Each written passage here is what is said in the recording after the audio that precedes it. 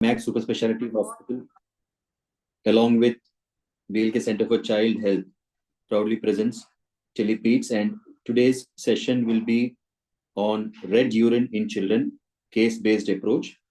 So we have two renowned chairpersons for this session. First chairperson is Dr. Prashant Jain. He is a senior director in pediatric surgery and a coordinator in pediatric super specialties at BLKMAX Center for Child Health.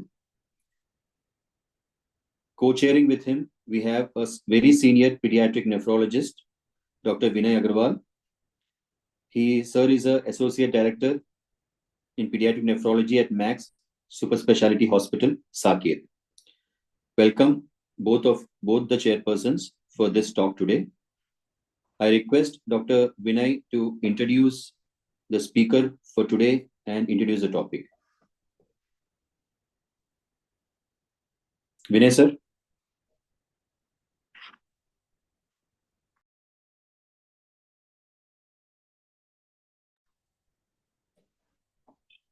Okay, I think sir is...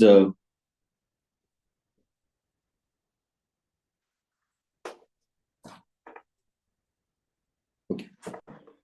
So I will introduce the speaker for today. We have Dr. Swati Bhardwaj. Hello. Yeah, yes, sir. Yes, sir. Yes, yeah. Sir, please. Sorry. Am I audible now? Yes, sir. Yes, sir. Very much. Please. Yeah. Sir, आप अपना video भी on कर देंगे, if possible. Video, एक minute ठहरो. कहाँ गया video? Yes. जी सर, please. हो गया? On हो गया? Yes, sir. हो गया. Yeah. Nice to see you.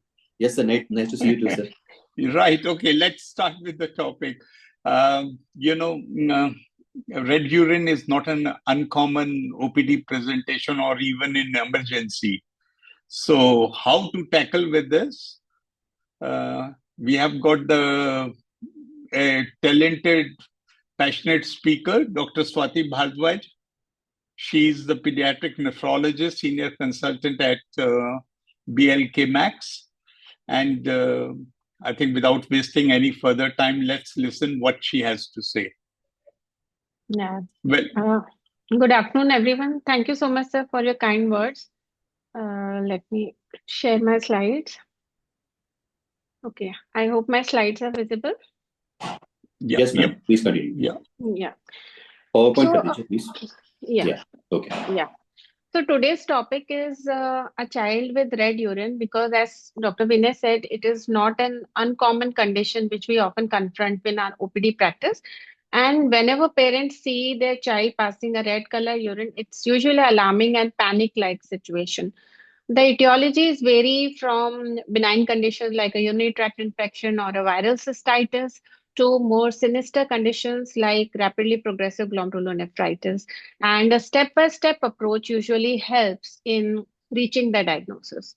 And most children with isolated hematuria usually do not have a serious underlying condition, and it is self-limiting and treatable.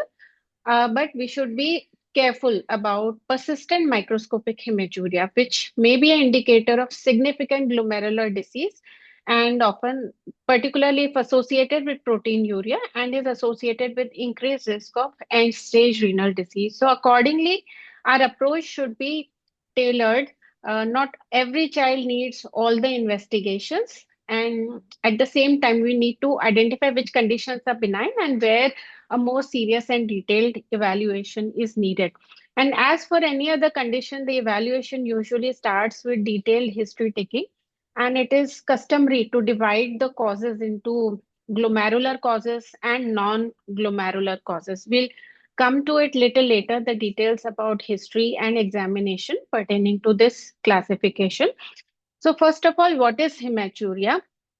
It may be macroscopic, that is passage or grossly the urine appears red in color, and or it may be only microscopic where grossly the urine appears normal in color, but there are red blood cells in microscopic, and as little as 1 ml of blood is sufficient to cause a red discoloration of the urine. So we should know that even with macroscopic hematuria, usually, unless it is related to trauma to kidneys or renal blood vessels, usually it is not going to cause significant blood loss to the patient or cause anemia. So fresh blood appears either pink or urine. It imparts pink or red color to the urine, and if left standing even in the bladder, it may turn hazy, smoky, or brown in color. But red or brown urine is also not always hematuria. Sometimes a normal concentrated urine may appear amber or dark colored, which may give a false impression of hematuria. Drugs like rifampicin or pyridium may impart a orangish red color to the urine. A brown colored urine may be seen in methemoglobinemia in the presence of bile pigments, tyrosinosis, alkaptonuria, etc. And a red urine may be seen in the presence of blood. Even free hemoglobin and myoglobin, porphyrins, certain drugs like benzene, chloroquine, dyes like phenolphthalein, food dyes, and natural pigments in fruits like beets, blackberries, etc., may also impart a red color to the urine. So, while faced with such a patient, we should always try to take a detailed history about possibility of these conditions or exposure, especially exposure to dyes in food, candies, or red color fruits, etc.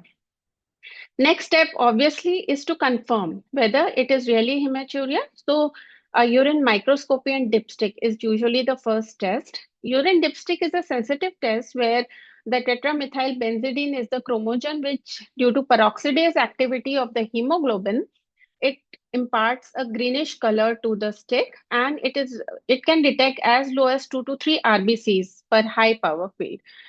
And hemoglobin urea and myoglobin urea, they can also result in false positive reaction.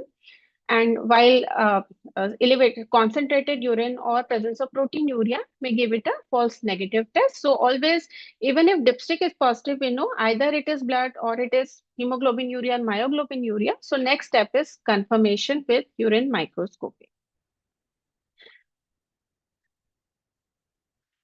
So, by microscopy, the different guidelines, previous guidelines used to define microscopic hematuria as more than 5 RBCs per high power field, while in recent studies, the threshold has been lowered to more than 3 RBCs per high power field.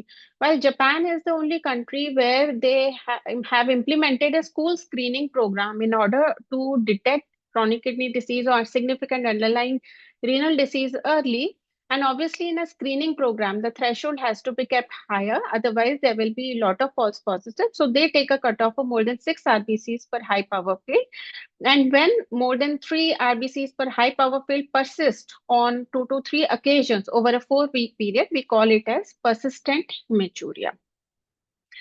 So it is very important to take a freshly voided urine sample to analyze for hematuria, and it should be a centrifuge and then examined under high power microscope. And other than confirming hematuria, it also gives us other valuable information like the presence of white blood cells may indicate an infection or inflammation, red blood cell cast, which are basically RBCs trapped in the proteinaceous elements, suggest hematuria of glomerular origin. And eosinophils may be present in interstitial nephritis, while presence of crystals like calcium oxalate may point towards hypercalciuria.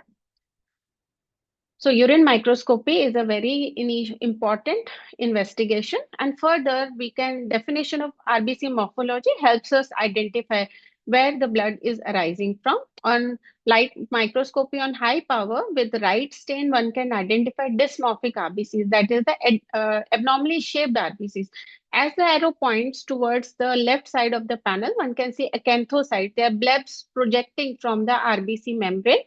And dysmorphic RBC is more than 20%, again suggests glomerular origin of hematuria, and acanthocytes among all dysmorphic RBCs are most specific. And it can also be confirmed on phase contrast microscopy, dysmorphic RBCs. And why does this happen? When the RBCs are traversing through the glomerular basement membrane, this leads to deformation in their shape. That is why we see dysmorphic RBC when the origin of hematuria is glomerular. So coming to the etiology, traditionally it is divided into glomerular and non-glomerular causes. And the glomerular causes include acute post-infectious glomerular nephritis and variety of other glomerular nephritis. and also hemolytic uremic syndrome, as well as some inherited disorders of the glomerular basement membrane, like thin basement membrane disease and Alport syndrome. While in non-glomerular causes, we have urinary tract infection, viral hemorrhagic cystitis, hypercalciuria, renal calculi, exercise-induced hematuria, where it is normal, not the normal exercise, physical activity children do. It is associated with strenuous physical activity, chemical cystitis like with cyclophosphamide, some coagulopathy, and so on. And the ones highlighted in yellow are the most common causes of macroscopic hematuria, which we should keep in mind when such a patient comes to us. That is acute post-infectious glomerulonephritis, urinary tract infection, adenovirus hemorrhagic cystitis, hypercalciuria, and renal calculi. So history-wise, how can we differentiate between glomerular and non-glomerular? This is a very important step. If there is synpharyngitic hematuria or there is a presence of rash, joint pains, or other systemic features, it points towards the glomerular region, while the non-glomerular hematuria may be associated with dysuria, fever, loin pain. Family history of calculi may be present, while in familial glomerular diseases like Alport syndrome, history of hearing impairment or renal failure may be present. Hypertension is common in glomerular causes as expected, and urine color usually brown or cola colored, associated with significant proteinuria and dysmorphic RBCs, and RBC casts may be seen. While in non-glomerular causes, urine is usually bright red in color and with insignificant proteinuria, and dysmorphic RBCs would be less than 20%, and presence of crystals may again suggest presence of hypercalciuria or calculi. In addition, one should also look for extrarenal features in history and examination like edema, hypertension, presence of pyoderma scars, purpura, skin rash, joint pain, swelling. They suggest a glomerular cause. Abdominal pain or mass may suggest a Wilms tumor or renal vein thrombosis or even a polycystic kidney disease. Simultaneous upper respiratory signs may be present in adenovirus cystitis, and deafness is a characteristic pointer towards Alport syndrome. So we should keep these features in mind while evaluating a child and try to obtain these in history and physical examination. Now, purpose of evaluation is first step to recognize and confirm hematuria, which we have already done on microscopy and dipstick, and to identify the common etiologies. At the same time, we know most of the conditions are benign, but at the same time, we should not miss a potentially serious condition which needs quick institution of treatment and management. And if we follow a systematic approach to reach the diagnosis, most of the time we will be able to identify these situations correctly. At the same time, we should reassure the parents that depending on what we find in evaluation, and every child, as we will see further, does not need all expensive and invasive investigation. We usually start in a systematic way. So when a child presents with red urine, first step is to confirm hematuria with urine dipstick and microscopy. If dipstick is positive but microscopy is negative, then we should think of hemoglobinuria, myoglobinuria, or medication intact. And this is a separate group of disorders which require different evaluation and management. If there are significant RBCs, then we should obtain history about the color of the urine, presence of proteinuria, oliguria, hypertension, edema, etc. Presence of these would point towards the glomerular cause. So we should further evaluate for glomerulonephritis, which include estimation of proteinuria, a complete blood count with a peripheral blood smear, renal assessment of renal function test, complement levels, and other immune panel. Like if you're thinking of post-infectious glomerulonephritis, we would like to do a AS or anti-DNSB titer. If SLE or other vasculitis is suspected, further immune antibodies need to be tested. And these group of disorders can further be confirmed with kidney biopsy if indicated. We will see little later what are the indications of kidney biopsies. However, if there are no features indicating towards the glomerular cause of hematuria, then we should look for other common causes, which are a urinary tract infection, hemorrhagic cystitis, hypercalciuria, nephrolithiasis, and so on. So a urine culture, urine calcium creatinine ratio, ultrasound and coagulation screen. Usually these would be the first step of investigation.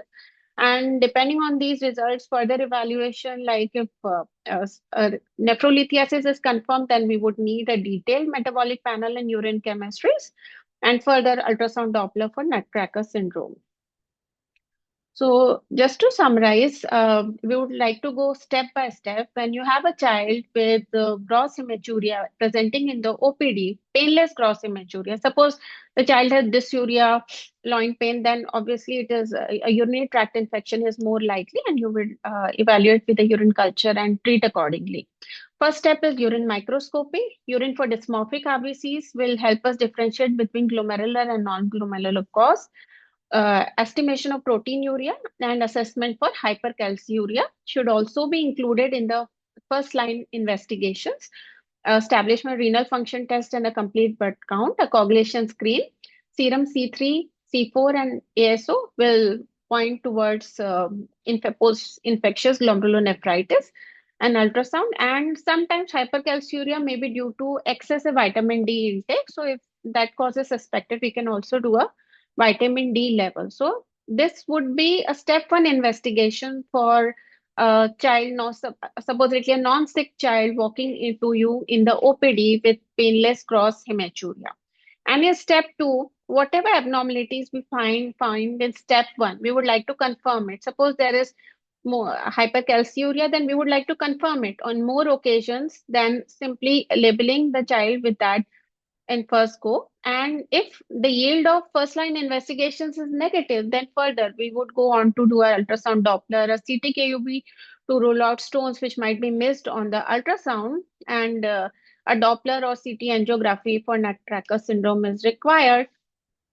And the last step, if after exhaustive evaluation, child continues to have such episodes and no etiology is found, then only we would go for a renal biopsy or genetic testing and cystoscopy. Cystoscopy usually rarely required in children with microscopic or gross hematuria, while if you see the algorithm for adults, usually it would be higher up in the evaluation algorithm, and rarely some hemangioma in the bladder or rhabdomyosarcoma of the bladder, but usually it would be picked up on ultrasound or CT or other investigations. So, cystoscopy is commonly done in adults, but maybe not in children. And what are the indications for kidney biopsy? If we are thinking of, if your evaluation is suggestive of a glomerular cause of hematuria, if there are deranged renal functions, persistent hypertension, if it is a case of post-infectious glomerulonephritis, which is atypical, which does not confer, which is associated with a normal C3, or the serological evidence for streptococcus infection is not there, and if a family history of end-stage renal disease is present, then one would require a kidney biopsy. We would further see, in as I would discuss some case scenarios, the indications of kidney biopsy will be more clear. So let us look at some case scenarios where how do we use this algorithm to diagnose a child presenting with hematuria. So this 12-year-old girl presented with pinkish red urine for 5 days. There was no fever, dysuria, pain abdomen, no history of periorbital puffiness, rash or joint pain, no history of any trauma. So urine microscopy, blood by dipstick was negative. Protein was also negative, and there were no RBCs. So obviously, this is not hematuria. And the family confirmed that the child had been taking the red dragon fruit regularly for last few days. So this red color was probably imparted by the dragon fruit. Similarly, one should, before evaluation, one can ask detailed history. And there was a case report of red discoloration of urine due to use of a red lipstick in a female, in a young female. And it can be after the female stopped using that brand of lipstick, the urine color became normal and again became red when the same brand was reintroduced. So sometimes one may find unexpected, unusual causes of red discoloration of the urine. Another 4.5-year-old girl who parents complained that she had passed red urine one day back only once. She had been running fever for 4 to 5 days, which are already settling now. Sorry, with reduced appetite and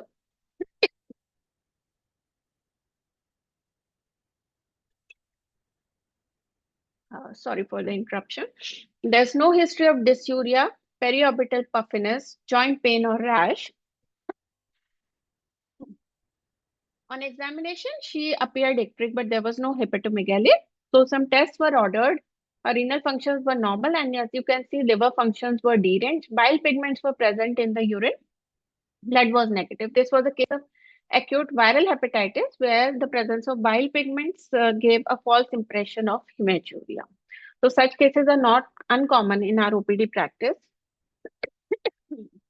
Another 7.5-year-old girl who presented with red urine for 7 days. There was progressively worsening dysuria, and also she developed fever for last 3 days associated with pain on lower abdomen, and every void was bright red in color. The family suspected early menarche, so child had already taken a gynecology and endocrinology opinion. Antibiotics, cefixime was already started.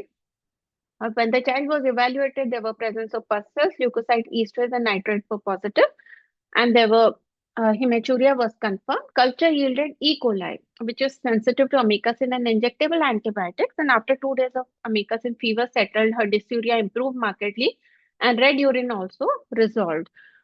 So, 1/3 of the urinary tract infections in children may be associated with hematuria, which is usually microscopic, but sometimes it may be macroscopic also. And after institution of appropriate treatment, it usually resolves promptly.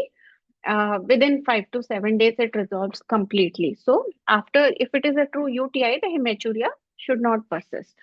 This 3-year-old boy presented with dysuria, increased urinary frequency for 2 days with terminal hematuria for 1 day. There were no fever or any other systemic symptoms. Otherwise, child was active and playful. No history of local trauma. And leukocyte esterase and nitrite were negative on evaluation. There were 5 to 6% and 5 to 6 RBCs per high power field.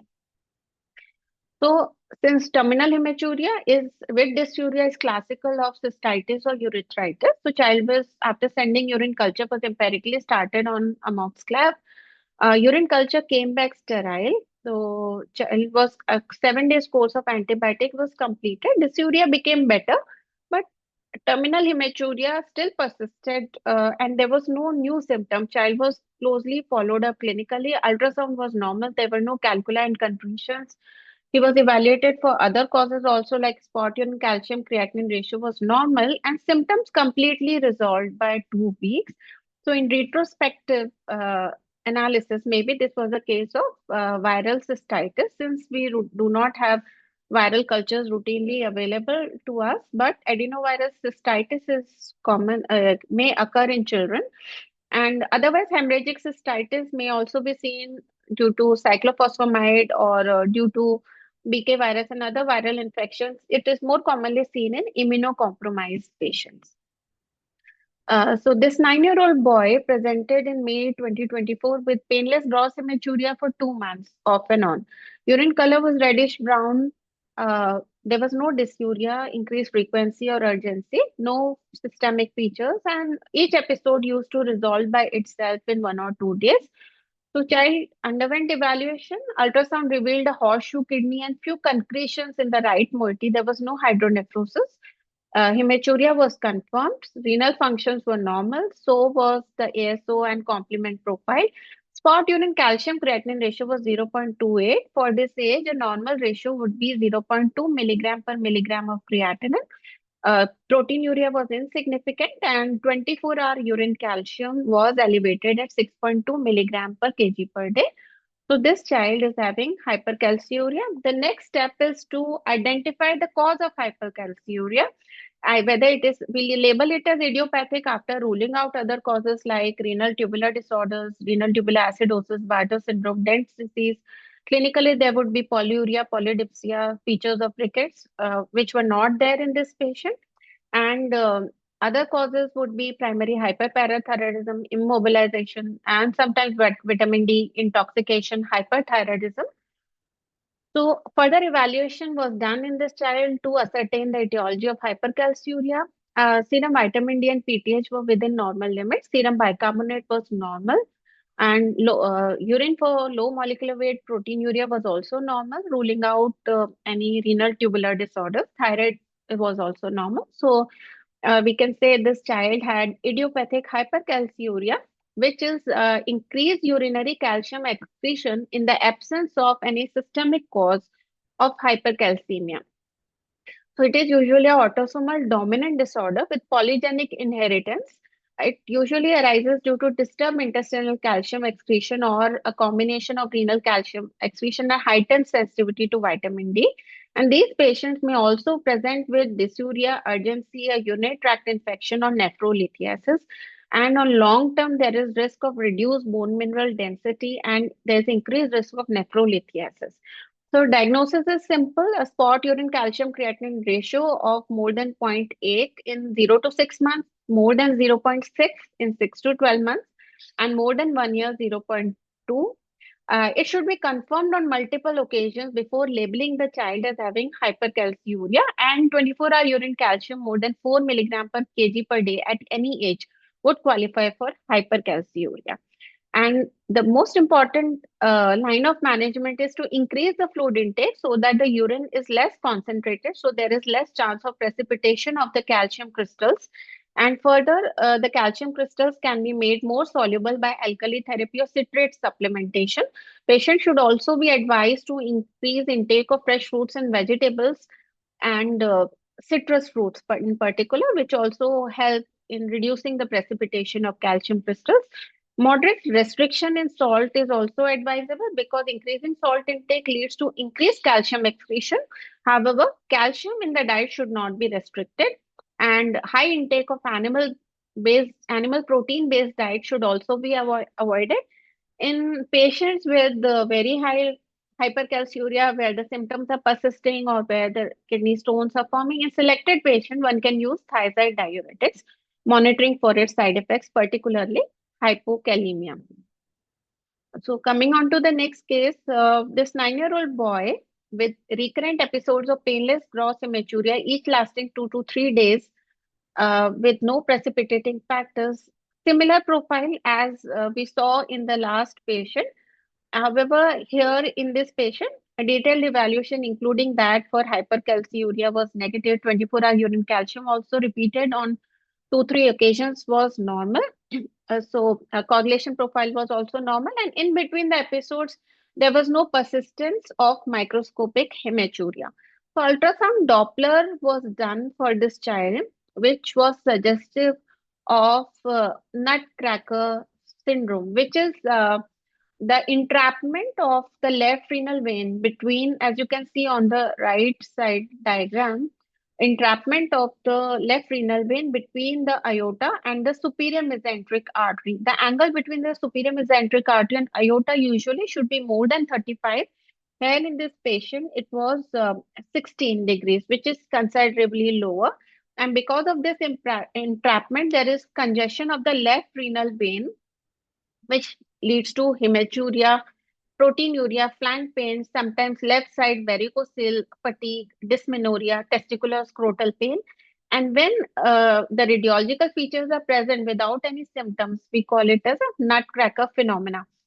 So, from our country, we do not have literature, but in Japan and Korea, it is reported that ultrasound findings consistent with Nutcracker syndrome are seen in up to 30 to 45% of children with hematuria. A criteria based on radiology, ultrasound, angiography have been suggested for diagnosis, but we would not. Actually, it is difficult to know whether the symptoms, all of these are Nutcracker syndrome.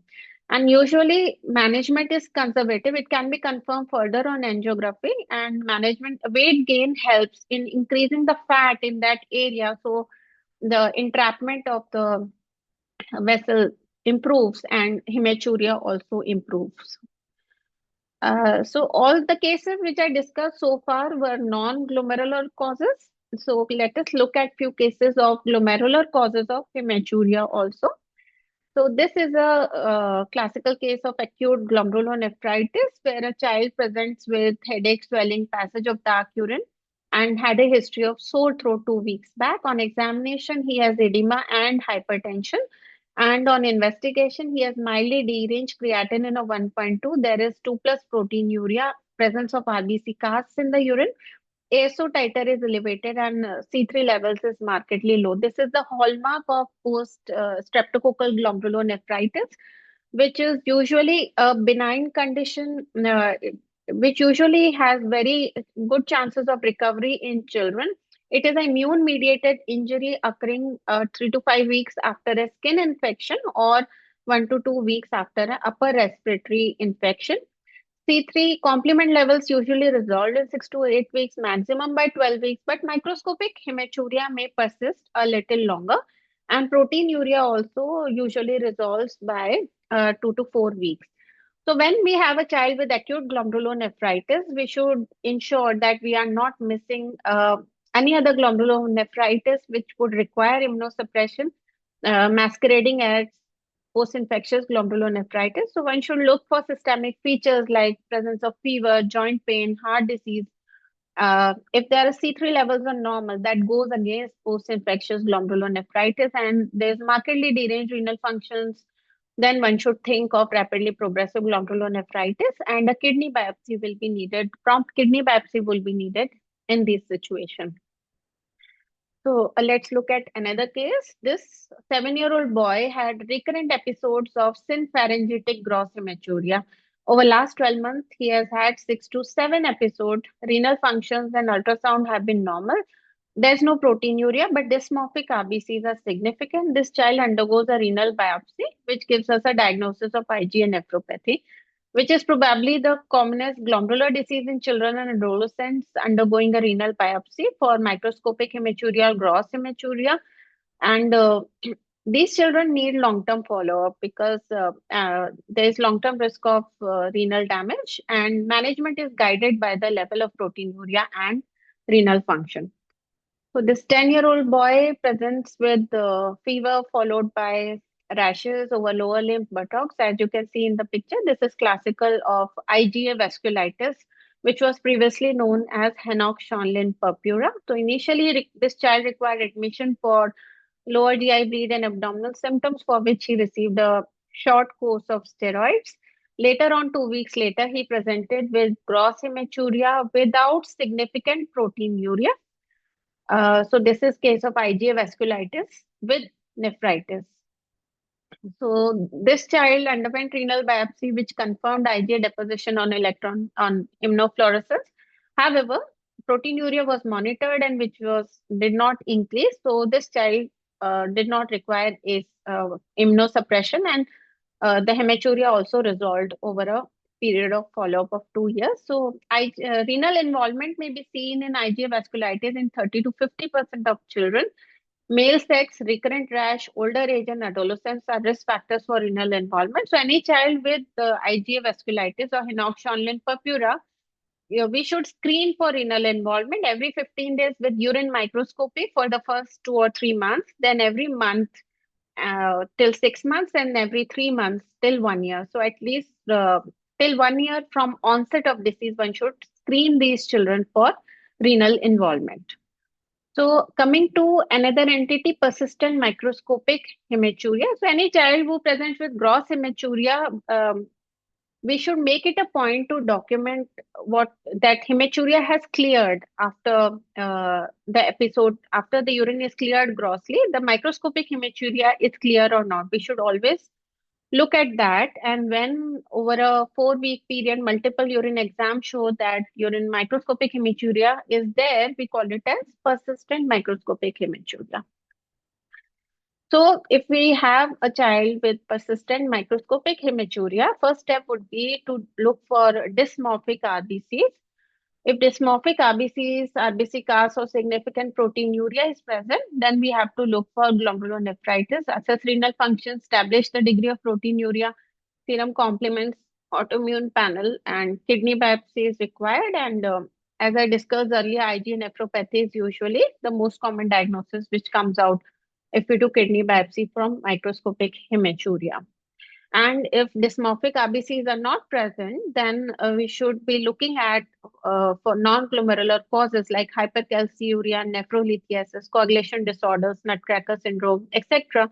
If this evaluation is not contributory, and particularly if there is a family history of microscopic, parents should be screened for hematuria and proteinuria. And if there is family history of end-stage renal disease, then we should be evaluating for hereditary disorders like Alport syndrome or thin basement membrane disease. Genetic testing or kidney biopsy may be needed. So let us look at few more cases. This 9-year-old female had one episode of red urine followed by persistent microscopic hematuria for 8 months. Renal functions were normal. 24-hour urine calcium was normal. Ultrasound was also normal. So this was an international patient. So they had multiple reports of persistent hematuria. So this child was planned for a renal biopsy, and coagulation screen revealed prolonged prothrombin time, which was not corrected even after giving vitamin K and fresh frozen plasma. So hematology opinion was taken, and mixing studies were suggestive of factor 7 deficiency. Functional factor 7 levels were at 19%, but there's no previous history of significant bleeding from any other site in this child. And the younger sibling, when screened, also had microscopic hematuria with prolonged PT and low factor 7 levels. And the genetic testing revealed a heterozygous mutation in factor 7 gene, which is a uh, so factor 7 deficiency is also called a chameleon disease. Here, there's lack of correlation between the plasma levels of factor 7 and bleeding manifestations. Patients, even heterozygous subjects, may be asymptomatic or have severe life-threatening bleeding, and maybe up to one third may be asymptomatic. So at this point, this girl was not having any other symptoms. So family was counseled to avoid trauma and look for bleeding manifestation. And factor 7 concentrates are now available if their need arises. So this 9-year-old child present had persistent microscopic hematuria, which was picked up during incidental evaluation at 6 months of age. And this child had subnephrotic proteinuria, and later on, this proteinuria increased, and this child also developed hearing impairment. Eye evaluation was normal. There was family history of nephrotic syndrome in a cousin, which was steroid responsive, and the urine microscopy for both parents and sibling were normal. The kidney biopsy was normal by light and microscopy in immunofluorescence, but electron microscopy gave us the diagnosis. This is the typical basket weaving appearance, which is suggestive of Alport syndrome, where there is irregular thickening and thinning of the basement membrane with splitting and fragmentation. And the genetic testing further confirmed the mutation in COL4A5. Mother was the carrier. So Alport syndrome is a progressive hereditary kidney disease, which primarily affects the kidneys, leading to proteinuria, hematuria, and eventually renal failure. Most common mode of inheritance is X-linked recessive, and boys develop renal failure by 40 years of age. And additionally, because collagen 4 is present in ear and eyes also, one can see sensorineural hearing loss. And the eye problems may lenticonus and retinal flags may appear later, may not appear in childhood. And females are usually carriers, but affected females may also have end-stage renal disease. And primary management is use of ACE inhibitors as soon as this disease is diagnosed. And there are autosomal dominant and recessive variants also, which progress little slowly. So when we have a child with hematuria, either gross or microscopic, question is, do we always find an etiology? The answer is no. This is the pooled data from 3 studies from US and 1 study published from Delhi, Chacha Nehru Hospital in 2022. So including total around 700 plus children, so up to 33% children with gross hematuria, they did not find an etiology. While in studies from US, IgA nephropathy was the most common glomerular cause of hematuria. In the Indian study, they found post-streptococcal glomerular nephritis and other glomerular nephritis were most common, followed by urinary tract infection and hypercalciuria. So as far as microscopic hematuria is concerned, these studies show up to 54% patients, no etiology was found despite exhaustive evaluation. And Thin basement membrane disease, IgA nephropathy, and hypercalciuria were the most frequent causes in patients where etiology was found.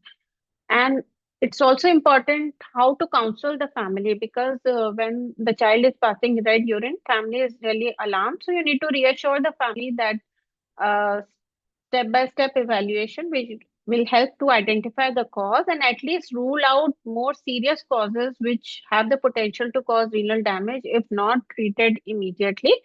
And also, you can reassure the family that 1 ml of blood added to 1 liter of urine can impart it a red color. So it's not, unless associated with trauma, it is not going to cause significant blood loss to the child. So to summarize, red urine is not always hematuria, so we should confirm with dipstick and microscopy. Further, based on detailed history and physical examination, a stepwise evaluation should be undertaken to identify the etiology. It is prudent to divide into glomerular and non-glomerular causes and plan evaluation accordingly. A combination of hematuria and proteinuria is more serious and it may be a sign of progressive kidney disease. So one should do a detailed workup. And same for persistent microscopic hematuria. These patients will require more closer follow-up and evaluation. And thank you so much.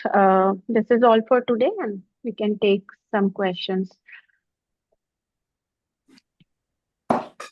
Thank you, Dr. Swati. It was a wonderful presentation as always. Before we move on to Dr. Vinay sir to give his expert opinion, I would like to ask Dr. Prashant. Sir, red urine is always an alarming thing for parents when they come in, and most of the time they rush into the pediatric surgeon. So, what cues do pediatricians need to have a look at to consider a possibility of a non-medical or a possible surgical cause in red urine? Hi, good afternoon, everyone. Dr. Swati, really very interesting talk and very comprehensive. You have mentioned a very detailed, comprehensive talk on the evaluation and the management. And as a surgeon, we always see the non-glomerular causes, correct? And I feel the evaluation and management of non-glomerular causes is relatively much easier, because in the non-glomerular causes, maybe a calculus, maybe obstructive uropathy, or maybe a UTI, or maybe a tumor, trauma. I mean, making a diagnosis is relatively easy, and even the treatment is relatively easy as compared to the glomerular causes. So the only thing which I want to mention here is that if you have a very good history taking and good imaging, then you can very easily make a diagnosis of the non-glomerular causes. So I think when you see a child with a hematuria and when you do the basic investigations, urine analysis and the imaging in the form of ultrasound, most of the time you are able to make a diagnosis for the non-glomerular causes. Thank you, sir. Vinay sir, your expert comments, please. So the only one thing which I want to ask Dr. Swati is there is a difference in your approach when you see a child with the first episode of hematuria versus recurrent hematuria? So first episode of hematuria, as I mentioned, we would do more detailed tests like coagulation screen, look for post-infectious glomerulonephritis. But when the child comes back with repeated episode, we know this is not a UTI. This is probably not a glomerulonephritis. So maybe we will do more focused evaluation. But a child who has one episode of hematuria, no cause found, versus a child who has recurrent episode, we would be more thorough with evaluation and try more harder to find etiology. Okay, so basically we can have the first set of investigations done, and then we can tell them that if these are normal, then if there's a subsequent episodes, then further investigations. And if and clinically, before labeling as, please continue. So maybe if a child is having recurrent episode, no symptoms for Nutcracker syndrome, still maybe we'll go for Doppler only with the recurrent episode, not with the first episode. So we move further down the algorithm if there are recurrences. And before labeling as no cause, correct? Will you be doing a renal biopsy in patients? if a child has repeated episodes, say over 6 months, more than 6 months period, 1 year period, and maybe we would ideally we would do a biopsy, and maybe now certain causes we can identify on genetics as well. Maybe a CT scan to rule out a stone which is not picked up on the ultrasound. So most invasive workup we will keep for the end. Okay, thank you so much. Thank you. Vinay, sir. Very nice talk, Dr. Swati. Thank you, I sir. think, if a child comes in emergency in OPD with hematuria, first thing we need to decide whether we should be admitting this child or should we do investigation and send the child home, isn't it? Yes. Because the parents are always worried. So there are some red flags in my mind if, whom to admit and whom not to admit. If a child is having hematuria and is having clots in the urine, that is a red flag. If a child has edema or high blood pressure, that's a red flag. If the child has systemic symptoms, that is a red flag. But if you just have an isolated, and the other red flag, obviously, as you rightly mentioned, is if you got protein in the urine, if the heuristic is showing 2+ or 3, that's a red flag. You will take it a little bit more seriously. As you rightly said, even you have a recurrent microscopic hematuria, I will not rush with the things. You got time on your hand. And whether you have a macroscopic hematuria or a microscopic hematuria, that usually also is not considered to be a red flag. So macro or micro or recurrent hematuria are relatively not red flags, whereas others are. And of course, as you rightly say, every unit should have their sort of protocol, or as doctors, we have protocol. We have step 1 kya karna hai, step 2 kya karna hai, step 3 kya karna hai. Just to tell you, when we wrote some guidelines about the hematuria, we were having meeting on the all India basis, and I was surprised. South India say, humne pucha, bhai, what is the commonest cause? And what they came up with? Snake bite. Apparently, okay, yeah, they say this is very common. In rural area, the snake bite is pretty common, and they are not that poisonous, but they cause hematuria. And as we know, usually the bleeding disorders, let's say like ITP or even a dengue, we rarely see hematuria and dengue. It is a coagulation disorder, yes, isn't it? Isn't it? We see that. I think in North India, I would say nephrolithiasis is perhaps the commonest.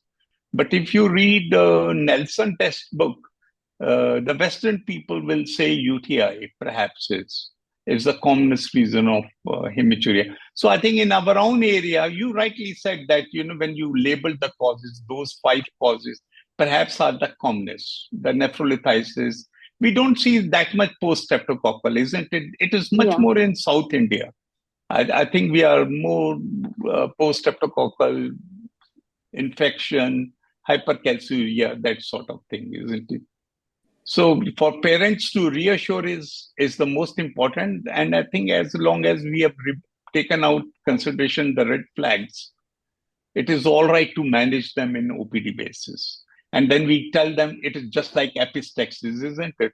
If patient, बच्चे को रात को नाक में से खून आ जाएगा, वो पेरेंट्स इमरजेंसी में नहीं लाएगा. अगर उसके यूरिन में ब्लड आएगा तो वो लेकर आएगा. Right. Isn't it? Very rightly said, sir. Very right. Thank you, sir. Thank you so much. As pediatrician and pediatric intensivist, I think what I understand is like whenever a child is brought to you with a red colored urine, what one needs to do in office-based practice is to get a proper blood pressure check.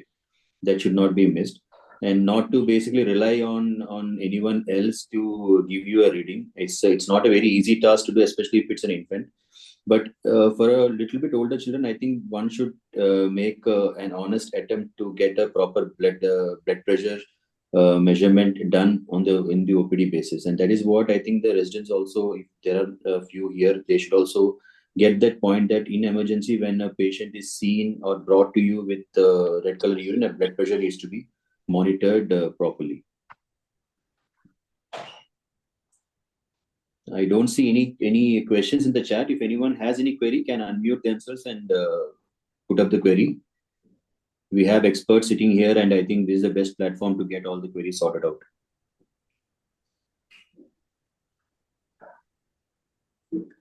Okay, if there are, I think, sir, there's one query here. NSAID can cause hematuria. How common is that in children? Dr. Swati, do you want to answer that? Yeah, actually, I could not find literature, but clinically, I've seen sometimes that one of my nephrotics one time had fever. They took Meftal few doses and developed once or twice red urine, which disappeared, but no other cause was found. But as such, I could not find any literature to how common is it that NSAIDs causing interstitial nephritis, we know, but isolated hematuria, I'm not sure. Vanessa, in your experience, No, and I think it is not a well-known cause. yeah, I think that's all I can say. It is not a well-known cause, but some coincidence may be there, but you're right. It's not a well-known cause. so occasionally in my practice, I've seen just a coincidence, but otherwise, otherwise not. even in the list of causes, you do not find NSAID listed as one of the causes. Yeah, I agree.